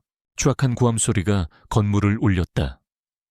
나는 문에 이마를 기댄 채 부들부들 떨었다. 제발, 제발 민준이가 안에 없기를. 일을 나가서 아직 돌아오지 않았기를. 하지만 내 바람은 무참히 짓밟혔다. 안에서 아무런 대꾸가 없자 놈들의 행동은 더욱 거칠어졌다. 무언가 쇠붙이가 부딪히는 소리, 문고리를 억지로 비트는 소리가 들렸다. 그들은 문을 부수고 안으로 들어가려 하고 있었다. 그리고 그 순간 내 머릿속에서 두 개의 이미지가 겹쳐졌다. 지뢰밭에서 전우들을 향해 몸을 날리는 젊은 군인의 모습, 그리고 지금 좁고 어두운 방 안에서 홀로 공포에 떨고 있을 그 청년의 모습. 나라를 위해, 전우를 위해 목숨을 걸었던 영웅이 지금 고작 돈 몇 푼 때문에 깡패들에게 위협당하고 있었다. 그리고 나는 이 건물의 주인이자 그에게 씻을 수 없는 죄를 지은 나는 이 문 뒤에 숨어서 떨고만 있었다. 이것이 나의 마지막 시험대였다. 평생을 지켜온 비겁함과 이제 막 싹트기 시작한 양심 사이의 싸움. 공포와 분노 사이의 처절한 갈등. 놈들의 욕설이 점점 더 거칠어졌다. 오늘 안에 이 집구석 작사를 내주마 하는 고함 소리가 내 심장을 찔렀다. 나는 주먹을 꽉 쥐었다. 손톱이 손바닥을 파고드는 아픔도 느껴지지 않았다. 이대로 있을 수는 없었다. 이대로 숨어버린다면 나는 평생 나 자신을 용서할 수 없을 것이다. 죽은 아내를, 그리고 하늘에서 보고 있을 민준이의 죽은 친구를 볼 낯이 없을 것이다. 나는 떨리는 손으로 현관문의 잠금 장치를 향해 손을 뻗었다. 차갑고 단단한 금속의 감촉. 이것은 나를 지켜주던 보호막이었지만 동시에 나를 가두고 있던 비겁함의 감옥이었다. 철컥, 첫 번째 잠금 장치를 풀었다. 심장이 입 밖으로 튀어나올 것 같았다. 하지만 이상하게도 공포와 함께 뜨거운 무언가가 가슴 속에서 차오르기 시작했다. 내 인생에서 단 한 번도 느껴보지 못했던 정의로운 분노였다. 나는 결심했다. 이 문을 열고 나가리라. 철컥, 철컥. 두 개의 잠금 장치가 연이어 풀리는 소리가 좁은 현관을 무겁게 울렸다. 내 손에 든 것은 열쇠였지만 심장은 마치 폭탄의 스위치를 누르는 기분이었다. 평생을 잠가두었던 문이었다. 세상과 나 사이를 가로막고 나를 안전하게 보호해 주었지만 동시에 나를 외롭게 만들었던 비겁함이라는 이름의 문. 이제 나는 그 문을 활짝 열어젖히려 하고 있었다.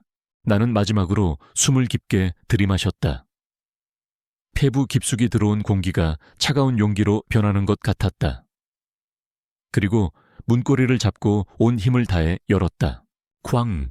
문이 벽에 부딪히는 요란한 소리와 함께 복도의 풍경이 내 눈앞으로 쏟아져 들어왔다. 예상했던 대로였다. 험상궂은 산의 셋이 옥탑방의 낡은 철문을 둘러싸고 있었다.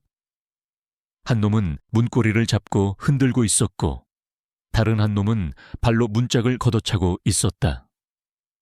그들의 리더로 보이는 가장 덩치가 큰 사내가 팔짱을 낀 채 그 모습을 지켜보며 욕설을 내뱉고 있었다. 이 새끼가 문 잠그고 버티네. 야, 그냥 부셔버려. 그들은 문을 여는 내 소리에 일제히 고개를 돌렸다. 그들의 시선이 내게로 향했다.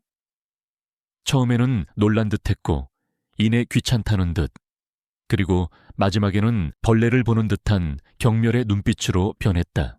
뭐야 이 영감은? 리더 격인 사내가 나를 향해 턱짓을 하며 물었다. 그의 목소리에는 일말의 존중도 담겨있지 않았다. 나는 떨리는 다리에 힘을 주며 한 걸음 앞으로 나섰다. 평생 누군가의 앞에 이렇게 나서본 적이 없었다. 늘 뒤에서 안전한 곳에서 관망할 뿐이었다. 하지만 오늘은 아니었다. 내 목소리가 제대로 나올까? 염려와는 달리 내 입에서는 나조차 놀랄 만큼 단단하고 차가운 목소리가 터져 나왔다. 내 집에서. 지금 무슨 짓들이요? 그 말에 사내들이 잠시 주춤했다. 그들은 나를 위아래로 훑어보았다. 낡은 가디건 차림에 깡마른 늙은이. 그들의 눈에는 내가 조금도 위협적으로 보이지 않았을 것이다. 리더가 피식 웃으며 내게로 다가왔다. 위압적으로 보이기 위해 일부러 어깨를 활짝 펴고 발을 쿵쿵 울리며 걸어왔다. 영감님, 여기가 영감님 집이요. 몰랐네. 근데 이건 우리가 알아서 할 테니 좋은 말로 할 때 방에 들어가겠쇼. 괜히 끼어들었다가 다치지 마시고. 그는 내 코앞까지 다가와 얼굴을 들이밀었다. 그의 입에서 역한 담배 냄새가 확 풍겨왔다. 공포가 등골을 타고 다시 스멀스멀 기어 올라왔다. 하지만 나는 물러서지 않았다. 내 뒤에는 저 낡은 문 너머에는 나라를 위해 목숨을 걸었던 젊은이가 있었다. 내가 지켜야만 하는 사람이 있었다. 내 집에 들어온 불안당들을 보고도 가만히 있으란 말이오.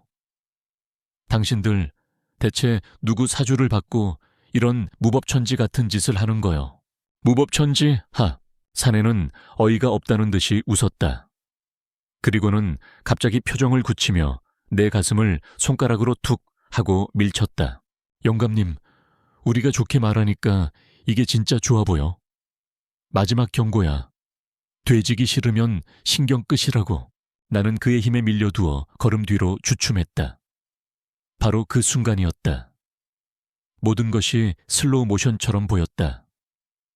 사내의 경멸에 찬 눈빛, 그의 입가에 걸린 잔인한 미소.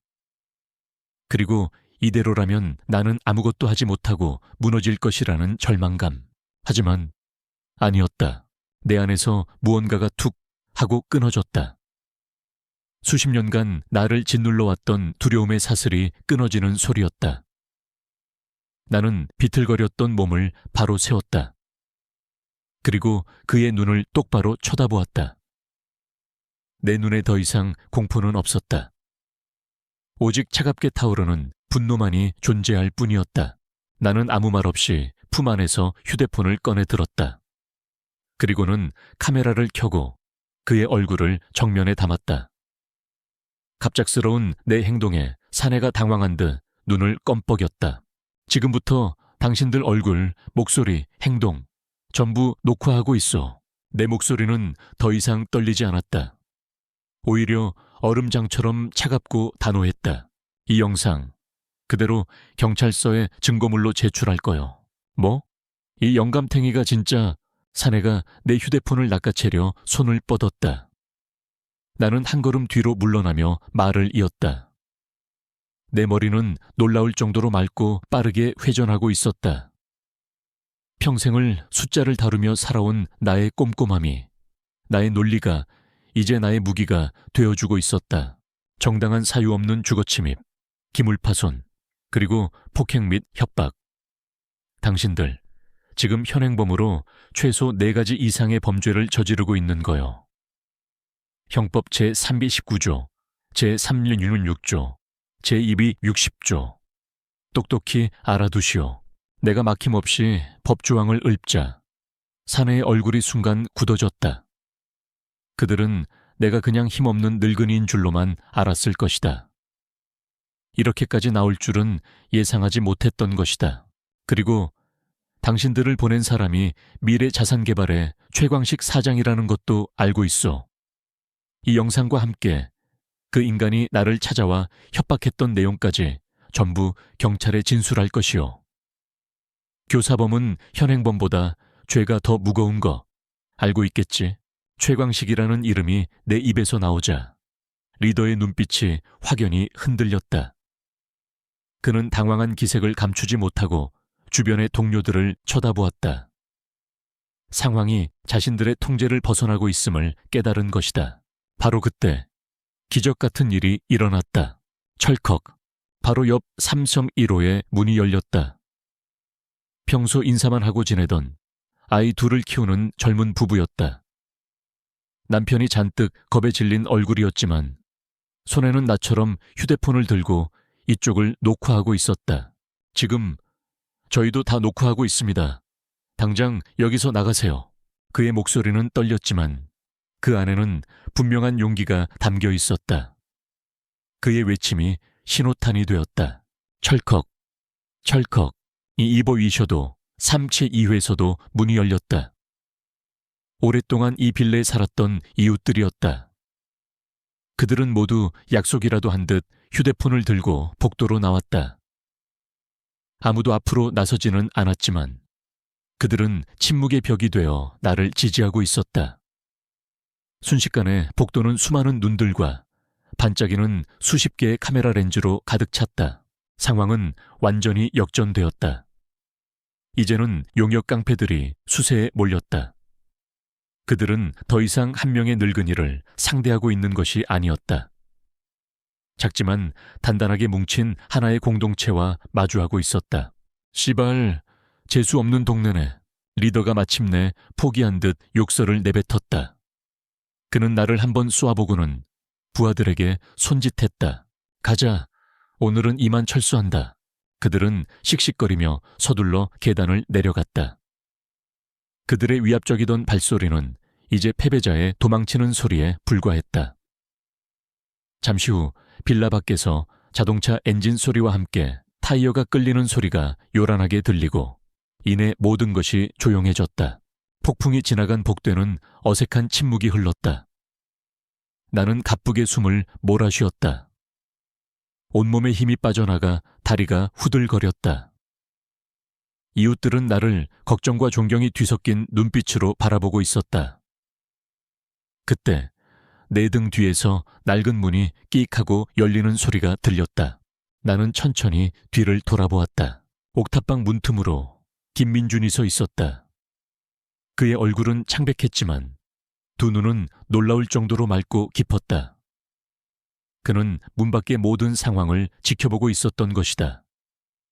그는 나를, 그리고 복도에 서 있는 다른 이웃들을 천천히 둘러보았다.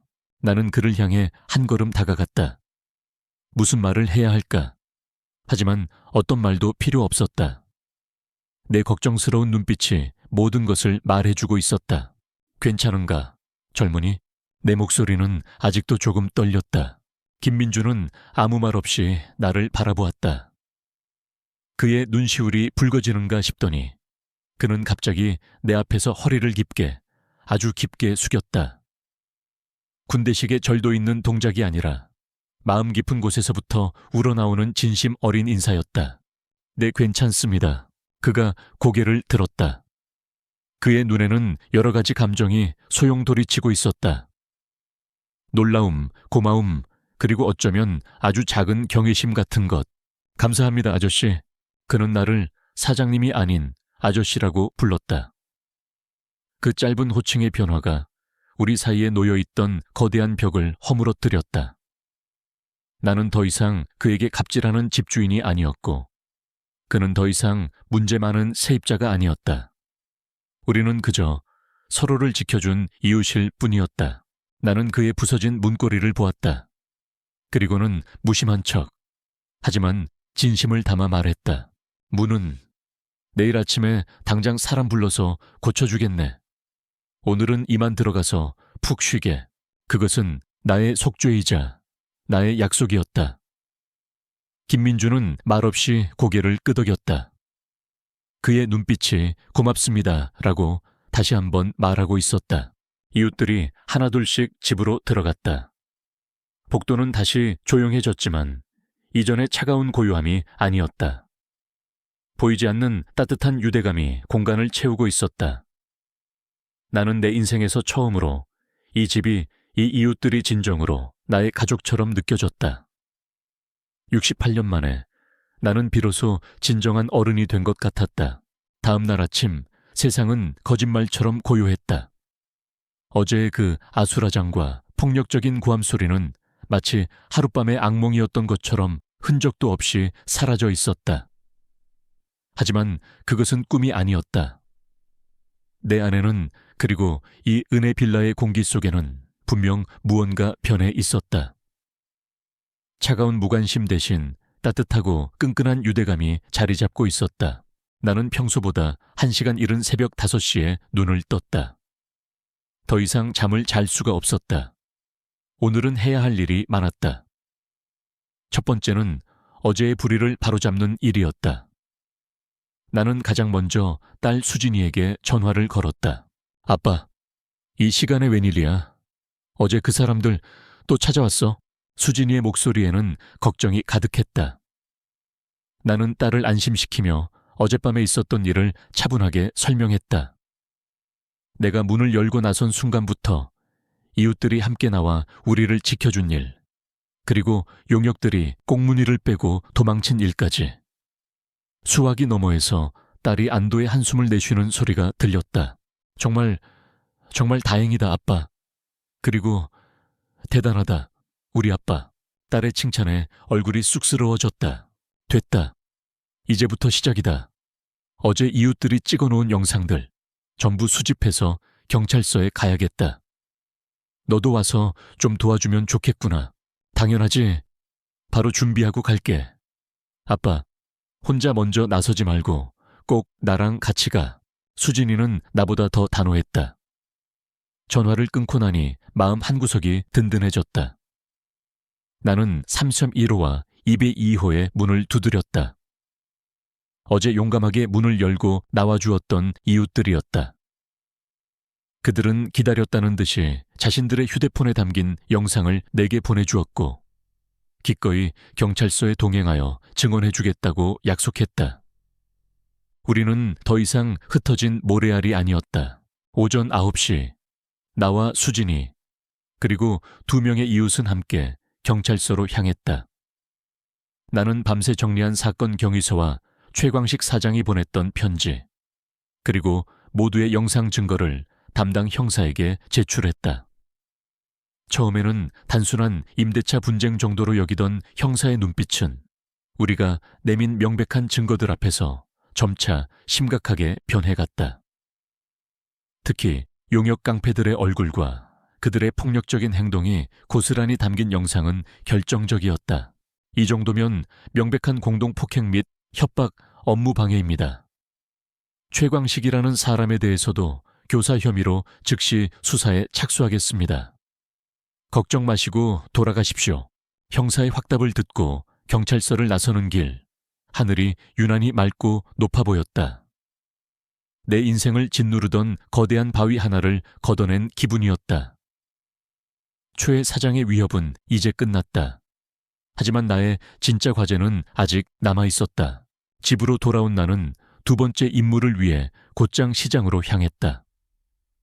어제와 같은 길이었지만 발걸음은 훨씬 가볍고 목적은 더욱 분명했다. 나는 어물전에서 가장 싱싱한 조기를 사고 정육점에서는 국거리용 소고기를 넉넉하게 샀다. 시금치와 콩나물, 애호박도 샀다. 오늘 아침 그 젊은이에게 내 진심을 담은 따뜻한 밥 한 끼를 차려주고 싶었다. 집에 돌아와 부엌에 서자 마치 신성한 의식을 치르는 기분이었다. 쌀뜨물에 조기를 담가 비린내를 제거하고 소고기와 물을 듬뿍 넣어 맑은 묵국을 끓였다. 계란을 여러 개 풀어 정성껏 말아 도톰한 계란말이를 만들고 시금치와 콩나물은 간을 삼삼하게 하여 무쳐냈다. 밥솥에서는 김이 모락모락 피어올랐고 부엌은 고소하고 따뜻한 음식 냄새로 가득 찼다. 이 모든 것이 내가 그에게 해줄 수 있는 유일하고도 최선인 사죄의 방식이었다. 나는 가장 깨끗한 밥상에 갓 지은 밥과 국, 그리고 정성껏 만든 반찬들을 올렸다. 그리고 어제 아침 일찍 사람을 불러 고친 새 문고리가 반짝이는 옥탑방 문을 두드렸다. 나다 아저씨다. 잠시 후 문이 열렸다. 김민주는 말끔한 모습이었다. 밤새 무슨 생각을 했을까? 그의 얼굴에는 여전히 피곤한 기색이 남아 있었지만 어제의 혼란스러움은 보이지 않았다. 그는 밥상을 든 나를 보고는 깜짝 놀라 손사래를 쳤다. 아저씨, 이러지 않으셔도 되는데. 됐다. 말 시키지 말고 상이나 들여놔라. 나는 그의 거절을 무시하고 방 안으로 들어갔다. 그리고는 그의 작은 책상 위에 밥상을 내려놓았다. 젊은 사람은 아침을 든든히 먹어야 하루를 버티는 법이야. 어서 앉아서 먹게. 이번에는 남아서 준다는 비겁한 변명을 하지 않았다. 이것은 온전히 당신을 위해 차린 것이요. 라는 내 마음의 소리였다. 김민주는 잠시 밥상을 내려다보았다. 그의 큰 눈에 물기가 서서히 차오르는 것이 보였다. 그는 아무 말 없이 자리에 앉아 숟가락을 들었다. 그리고는 먼저 국물을 한 숟갈 떠서 입으로 가져갔다. 그의 목을 대가 크게 한번 움직였다. 그는 황급히 고개를 숙여 밥을 입에 넣었다. 어깨가 작게 들썩이는 것을 보니 그는 울고 있었다. 나는 아무 말 없이 그의 맞은편에 앉아 그 모습을 지켜보았다. 어떤 위로의 말도, 어떤 사과의 말도 이 순간에는 불필요했다. 그저 그가 나의 서투른 진심을 온전히 받아들이고 있음을 느끼는 것만으로도 충분했다. 그날 이후 우리 사이에는 작은 변화가 생겼다. 나는 거의 매일 아침 그의 밥상을 차렸다. 처음에는 어색해하던 그도 어느새 나의 아침 식사를 당연하게 받아들이기 시작했다. 함께 밥을 먹는 시간이 길어지면서 우리는 조금씩 대화를 나누기 시작했다. 나는 그의 다리에 대해, 그리고 지금 하는 일에 대해 물었다. 그는 페인트 칠이나 공사장 막노동 같은 몸을 쓰는 일만 전전하고 있었다. 상위군인 연금이 나오긴 하지만 친구 가족에게 보내는 돈과 최소한의 생활비를 감당하기에는 턱없이 부족했다. 특히 비가 오는 날이면 쑤시는 다리 때문에 일을 나가지 못하는 날도 많다고 했다. 그의 이야기를 들을수록 내 마음은 더욱 무거워졌다.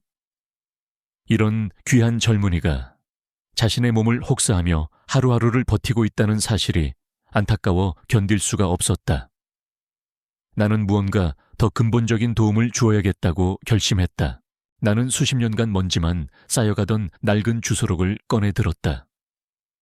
회계사로 일하며 거래했던 수많은 회사의 연락처가 적혀 있었다. 나는 그 중에서 가장 신뢰할 수 있는 사람에게 전화를 걸었다. 내가 오랫동안 회계감사를 맡아주었던 건실한 보안업체의 사장이었다. 오랜만이네, 박 회계사. 무슨 일인가? 부탁 하나만 하려고 전화했네. 내가 평생을 보증할 수 있는 젊은이가 하나 있네. 육군 하사 출신이고 책임감과 판단력 하나는 내가 본 누구보다도 뛰어난 친구야. 나는 김민준의 이야기를 그의 훈장과 희생에 대해서는 빼고 그의 성실함과 우직함에 대해서만 설명했다. 그리고 며칠 후 면접 약속이 잡혔다. 나는 내 돈으로 그에게 가장 좋은 정장을 한 벌 사 입혔다. 어색한 정장을 입고 쭈뼛거리는 그의 모습이 마치 처음 양복을 입던 내 아들 녀석 같아 나도 모르게 웃음이 나왔다. 결과는 합격이었다. 그의 군 경력과 리더십을 높이 산 회사에서 그를 현장 요원이 아닌 본사 관제팀의 정직원으로 채용하기로 한 것이다. 다리에 무리가 가지 않으면서도 그의 능력을 발휘할 수 있는 최고의 자리였다. 그날 저녁 합격 소식을 들고 온 김민준의 얼굴은 그 어느 때보다 밝게 빛나고 있었다. 나는 그에게 조용히 말했다. 이제 그 월세 내지 않아도 좋네. 자네가 안정될 때까지는 이 아저씨가 책임질 테니 아무 걱정 말고 일이나 열심히 하게. 아저씨, 정말 안 됩니다. 그건 말도 이건 내가 자네에게 진 빚을 갚는 것이니 아무 말 말고 밖에. 내 단호한 말에 그는 더 이상 아무 말도 하지 못하고 고개만 숙였다. 시간이 흘렀다. 김민주는 새로운 직장에 완벽하게 적응했다. 그의 얼굴에서는 고된 노동의 피로 대신 건강한 자신감이 넘쳐 흘렀다. 우리 은혜 빌라도 변해가고 있었다. 어제의 사건 이후 이웃들은 서로에게 더 따뜻한 인사를 건넸고 나는 폐쇄되었던 옥상을 개방하여 작은 휴식 공간으로 만들었다. 어느 가을 저녁, 나와 김민주는 그 옥상 평상에 나란히 앉아 있었다. 선선한 바람이 불어왔고 서울의 야경이 발 아래로 펼쳐져 있었다. 나는 조용히 입을 열었다. 여기가, 자네가 쓰는 저 방이 원래는 내 아내가 가꾸던 작은 텃밭이었네. 저 양반 흙 만지는 걸 참 좋아했지. 나는 처음으로 아내의 이야기를, 내가 그녀를 잃고 어떻게 세상의 문을 닫아 걸었는지에 대해 털어놓았다. 나의 지독했던 외로움과 편견에 대해서도. 내 이야기가 끝나자 김민준이 조용히 자신의 이야기를 시작했다. 그는 죽은 친구 박진우에 대해 이야기했다. 그들이 함께 꾸었던 꿈, 함께 나눴던 농담, 그리고 마지막 순간에 나눴던 눈빛에 대해서. 그는 생존자로서의 죄책감과 친구의 가족을 책임져야 한다는 약속의 무게에 대해 담담하게 말했다. 우리는 한참 동안 말없이 앉아 서로의 상처를 어루만지며 서울의 밤을 바라보았다. 우리는 더 이상 집주인과 세입자가 아니었다. 아버지와 아들도 아니었다. 우리는 그저 인생의 깊은 상처를 지닌 채 서로의 등을 기댄 두 명의 사내였다. 그날 밤 나는 비로소 진정한 평온을 되찾았다. 두 번째 봄이 찾아왔다. 작년 이맘때의 봄이 내게 잿빛 절망과 고독의 계절이었다면 올해의 봄은 찬란한 희망과 따스한 온기로 가득했다. 내가 사는 이 낡은 은혜 빌라에도, 그리고 내 69년 인생에도 어김없이 새로운 봄은 찾아왔다. 1년이라는 시간 동안 많은 것이 변했다. 우선 우리 빌라는 더 이상 잠만 자고 나가는 차가운 공간이 아니었다. 옥상은 이제 모두의 정원이자 쉼터가 되었다. 주말이면 고기를 굽는 냄새와 젊은 세입자들의 웃음소리가 끊이지 않았고, 내가 아내의 기억을 더듬어 다시 가꾸기 시작한 작은 화단에는 어느새 상추와 방울토마토가 무럭무럭 자라고 있었다. 나의 일상 역시 완전히 바뀌었다. 더 이상 텅 빈 집에서 괴종식의 소리를 들으며 외로움을 곱씹지 않았다. 아침이면 민준이와 함께 먹을 아침밥을 짓고, 낮에는 새로 생긴 우리들의 보금자리라는 작은 사무실로 출근을 했다. 저녁이면 빌라 젊은이들이 가져오는 시시콜콜한 고민 상담을 들어주다 보면 하루가 짧았다. 사람들은 나를 더 이상 까다로운 집주인 영감님이라 부르지 않았다. 언제부터인가 나는 모두에게 우리 아저씨가 되어 있었다. 가장 큰 변화는 물론 김민준, 그 녀석에게 찾아왔다. 이제 그의 얼굴에서는 과거의 그늘을 찾아볼 수 없었다. 좋은 회사에 다니며 안정된 생활을 하게 된 그는 몸과 마음에 건강한 활력이 넘쳤다. 녀석은 이제 더 이상 월세를 걱정하지 않아도 됐지만 굳이 이 옥탑방을 떠나지 않았다. 이곳이 자신의 진짜 집이라면서. 우리는 이제 집주인과 세입자가 아닌 그 누구보다 든든한 가족이었다. 어느 토요일 오후였다. 나와 민준이는 동네 상가 2층에 얻은 작은 사무실에 앉아 있었다. 저녁 장병지원센터 우리들의 보금자리. 이것이 나와 민준이가 함께 만든 작은 단체의 이름이었다. 거창한 재단은 아니었다. 그저 군대를 떠나 사회에 첫 발을 내딛는 청년들이 잠시 쉬어가고 정보를 얻고 서로에게 기댈 수 있는 작은 쉼터를 만들고 싶었다. 나는 나의 꼼꼼함을 살려 살림을 맡았고, 민준이는 자신의 경험을 바탕으로 청년들의 멘토가 되어주었다. 아저씨, 이 서류 한 번만 봐주시겠어요?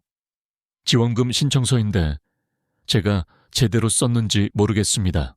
민준이가 서류를 들고 내게 다가왔다. 나는 돋보기를 고쳐 쓰고 서류를 꼼꼼히 검토했다. 다른 건 다 좋은데 이 부분 예산 계획이 너무 막연해. 좀 더 구체적인 항목으로 나눠서 작성해야 지원을 받을 확률이 높아진다. 아, 그렇군요. 역시 아저씨가 계시니 든든합니다. 민준이가 환하게 웃으며 머리를 긁적였다. 그때 사무실 문이 조심스럽게 열리고 젊은 청년 하나가 쭈뼛거리며 들어왔다. 23이나 되었을까. 짧은 머리에 어딘가 불안해 보이는 눈빛. 꼭 1년 전에 김민준을 보는 것 같았다.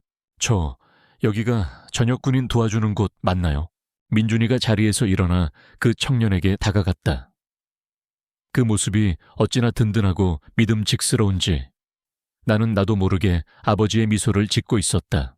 네, 맞습니다. 어서 오세요. 저는 김민준이라고 합니다. 편하게 앉으세요. 민준이는 따뜻한 커피 한 잔을 타서 청년에게 건네며 자신의 맞은편에 앉혔다. 저는 이진석이라고 합니다. 전역한 지 이제 석 달 됐는데 뭘 해야 할지 하나도 모르겠습니다. 세상이 너무 무섭고 사람들 만나는 것도 두렵습니다. 이진석이라는 청년의 목소리는 기어들어갈 듯 작았다. 민준이는 아무 말 없이 그의 이야기를 들어주었다. 한참 동안 자신의 막막함을 토로하던 청년은 결국 고개를 숙인 채 눈물을 뚝뚝 흘렸다. 그 모습을 보던 민준이가 조용히 입을 열었다. 나도 그랬었네, 진석 씨. 그 한마디에 청년이 고개를 번쩍 들었다. 나도 세상에 혼자 버려진 기분이었지. 매일 밤 악몽을 꿨고 아침에 눈을 뜨는 게 지옥 같았어. 아무도 나를 이해해 주지 못할 거라고 생각했지. 민준이는 자신의 이야기를, 상처를 담담하게 꺼내놓았다. 그가 겪었던 고통과 절망, 그리고 그것을 어떻게 이겨냈는지에 대해. 그의 이야기는 그 어떤 전문가의 조언보다도 강력한 위로가 되어 청년의 마음에 스며들고 있었다. 여긴 언제든 와도 좋네. 힘들면 와서 커피 한잔하고 그냥 하소야이라도 하고 가게. 혼자 끙끙 앓는 게 제일 바보 같은 짓이야.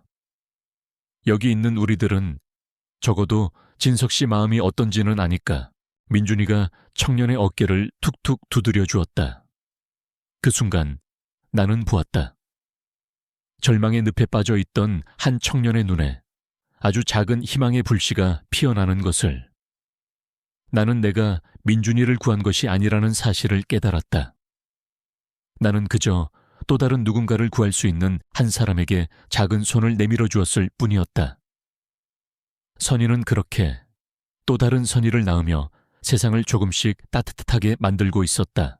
그날 저녁 우리는 빌라 옥상에서 조촐한 삼겹살 파티를 열었다. 나와 민준이, 그리고 용기를 내어 우리와 함께 저녁을 먹으러 온 이진석 군, 세 사람이었다. 이 아저씨, 이 파무침 솜씨는 정말 국보급입니다. 진석 군은 어느새 긴장을 풀고 밝게 웃으며 고기를 입안 가득 넣었다. 그 모습을 보니 내 배가 다 불렀다. 이놈아, 시끄럽고 고기나 더 먹어라. 젊은 녀석이 빼빼 말라가지고. 나는 집게로 잘 익은 삼겹살을 골라 진석 군의 접시 위에 놓아주었다. 민준이는 그런 우리를 보며 흐뭇하게 미소 짓고 있었다. 그때 내 발치에서 따뜻하고 부드러운 것이 몸을 비볐다. 1년 전 내가 몰래 밥을 챙겨주던 그 길고양이였다. 녀석은 이제 은혜라는 어엿한 이름을 가진 우리 빌라의 마스코트가 되어 있었다. 통통하게 살이 오른 몸으로 내 다리에 머리를 부비는 녀석의 모습이 더없이 평화로워 보였다. 식사가 끝나고 진석 군이 돌아간 뒤 나와 민준이는 평상에 나란히 앉아 멀리 퍼져나가는 서울의 야경을 바라보았다. 수많은 불빛들이 마치 밤하늘의 별처럼 반짝이고 있었다.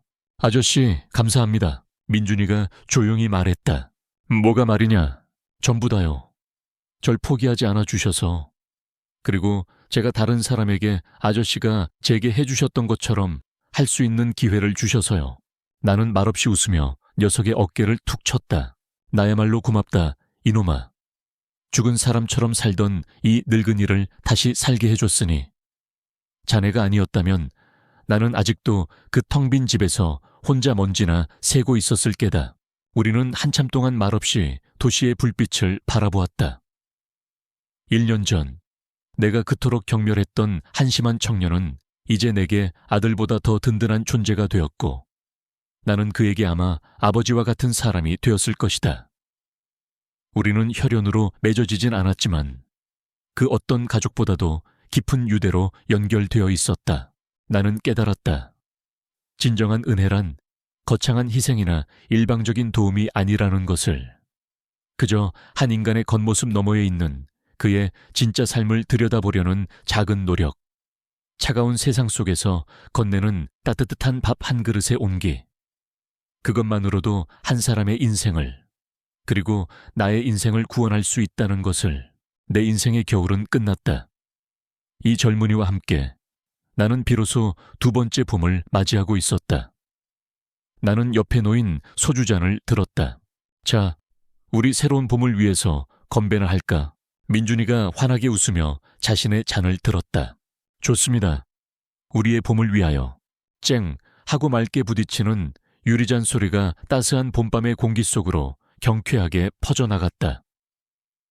발 아래의 도시 불빛은 끝없이 펼쳐진 희망의 바다처럼 보였고, 내 발치에서는 살찐 고양이 은혜가 만족스러운 가르랑 소리를 내고 있었다.